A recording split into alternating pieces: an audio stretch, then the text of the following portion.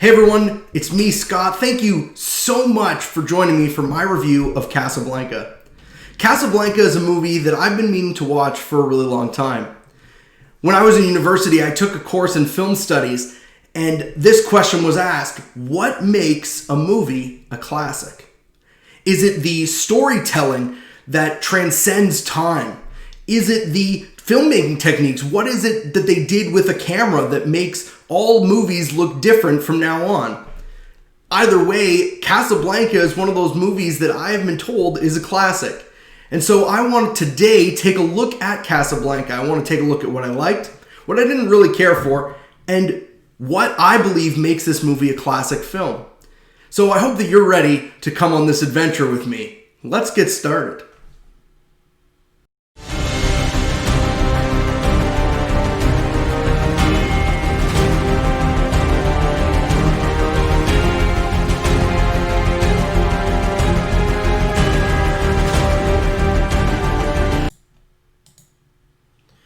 Casablanca is the story of two people, Rick Blaine and Ilse Lund. It is a story about their romantic relationship and the impact that world events play in their love. You see, this film takes place in the early days of World War II. The city of Casablanca is found in French Morocco, which is not yet occupied by Germany. Therefore, the city has become a refuge for all kinds of people who are looking to make their way across the Atlantic to America. And it is in this city, Casablanca, that we find Rick, played by Humphrey Bogart, and Ilse, played by Ingrid Bergman. These are two lovers, separated by unknown circumstances, and now suddenly they've been reunited. There were a lot of things in this movie to really enjoy and to like. First of all, the storytelling was top-notch. Every aspect of this story was well fleshed out, and I enjoyed watching every piece of it. Each scene had something interesting to keep me invested in what was going on. And by the end of the movie, I felt like I had watched a full story and had enjoyed every piece of it. There was never a part where I said, I wonder what that means or what's going on here. I knew what was going on the whole time, and the story was very well told. Secondly, I thought the character development was excellent. I believe that the two main characters were so well developed that even though I myself would not have made some of the decisions that they did, I understood every motivation they had. And not only that, but I also enjoyed the side characters, the supporting characters, such as the captain of the police, Captain Renault. He was just such an interesting character to follow along with. He had just some excellent writings. His dialogue was perfect. It was funny. It was enjoyable to listen to. And also the things that he was saying were just so philosophically deep. But you didn't look at them as philosophically deep because you were too invested in the fact that you're having a good time watching them. Other characters like Laszlo, he was the character that kind of drove the story, even though he wasn't the main character. The focus on him being a wartime hero, having escaped from a concentration camp and going to help in the war effort was so noble, and he was just designed in such a way that I appreciated and respected everything about him. Thirdly, the filmmaking itself was very well done. What I saw in this movie that was really interesting was the usage of light. Again, lighting is such an important part of cinema, but because this movie was black and white, it became even more necessary for that lighting to be used in ways that accentuated the characters and accentuated the story. Alright, so I may have misled you at the beginning of this video, saying that I was going to talk about things I didn't like about the movie. There really weren't any things I didn't like. I enjoyed every aspect of it. And that's probably why people remember it today.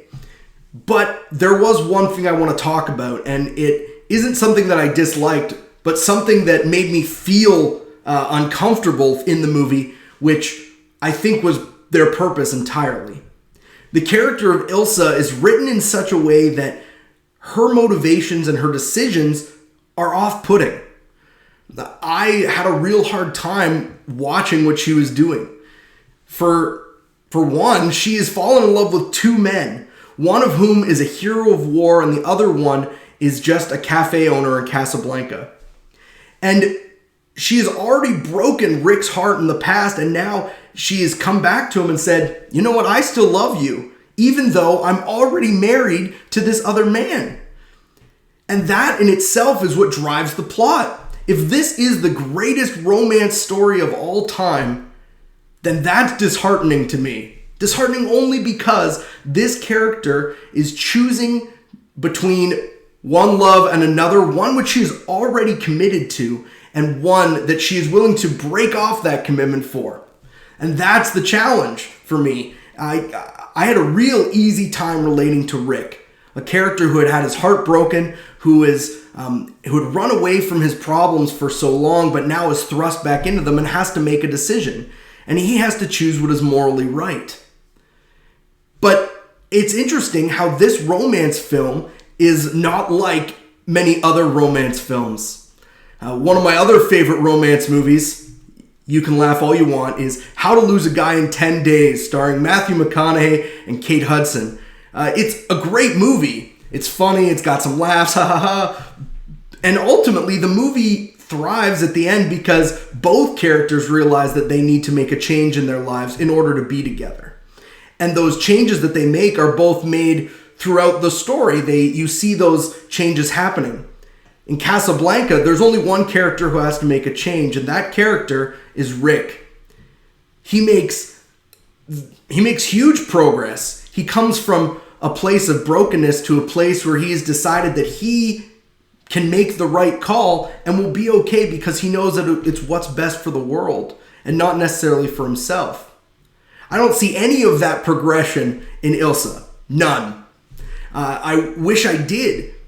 And I guess for me, the challenge is saying that it's a romance film and seeing only one character change throws me off. I don't know if I'd call it a romance film, but because the romance ultimately doesn't happen.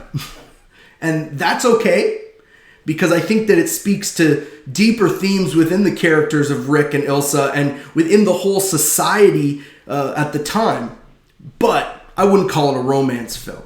So maybe my problem was with the classification of this movie versus the actual movie itself. So what exactly makes Casablanca a classic movie? Well, that was a question that I still had even having watched the movie. I walked out of that movie saying, I don't get it. I don't understand why this is a classic movie. And so I started to do some research. I listened to film professors talk about the movie. I listened to famous movie critics from the past talk and give me their opinion.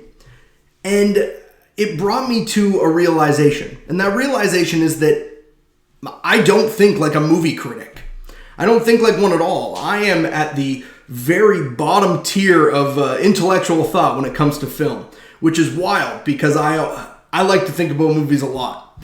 But you know, that's not a bad thing. That's actually a really good thing because it has encouraged me to grow and to learn more just in watching one movie. So if that was my goal in this whole thing, which it was, then this has been a success already. I looked at this movie that was seemingly simple. It didn't have anything in it that made me think, oh, you know, that's going to go for the next 50 to 60 years. It's got some memorable lines and whatnot, but aside from that, it's not. It doesn't feel classic to me. But then in researching it, I realized why exactly it is a classic. And the reasons kind of blew me away, and I'm really excited that I've learned things about them. First of all, I mentioned earlier that I really liked the lighting, but at that time, I couldn't tell you why I liked the lighting. I actually wrote a note that just says this: black and white means lighting is more important. I had obviously noticed something about the lighting and how important it was, but the real importance of it was completely lost on me. The importance of the lighting in this movie is that characters are shrouded in darkness and light to show that they're wrestling with their inner self. Light is cast across people's faces in bars to show them as if they're trapped behind jail bars. Light is and shadows are prevalent throughout all scenes so that characters can walk in and out of it to show where they stand morally at that time. The character of Victor Laszlo, who is a shining light for the world, is never in darkness. He is always lit. He is always bright, even in scenes where darkness surrounds him. And those kind of ideas are things that, as much as I look for them at times, for example, I looked at them in The Dark Knight, I saw that very clearly. I don't look at that the way that I would in a black and white film or in a movie that I've never seen before. Maybe watching movies 5 or 6 times before reviewing them would be a way to do it, but ain't nobody got time for that. The other thing that I thought was really interesting that would never have crossed my mind was the way that the characters are representative of entire nations during World War II. Many film professors and critics mention the fact that Rick is representative of the United States as it decides whether or not it's going to join in on World War II. You see at the beginning this nation, or Rick, who's separate from everyone else, not willing to stick his neck out for anybody. But then throughout the film, you see that change to the point where he is willing to take a very sentimental and loving stand in a global conflict. And so I thought that was really interesting as well. And of course, as I mentioned earlier, there are memorable lines that we all know that we don't know it's from Casablanca. Things like, "Here's looking at you, kid." I'm sure you've heard that one. Come on, it'd be weird if you hadn't. Or maybe, "Play it again, Sam," which isn't actually said in the movie at all. But Sam's a character who plays piano.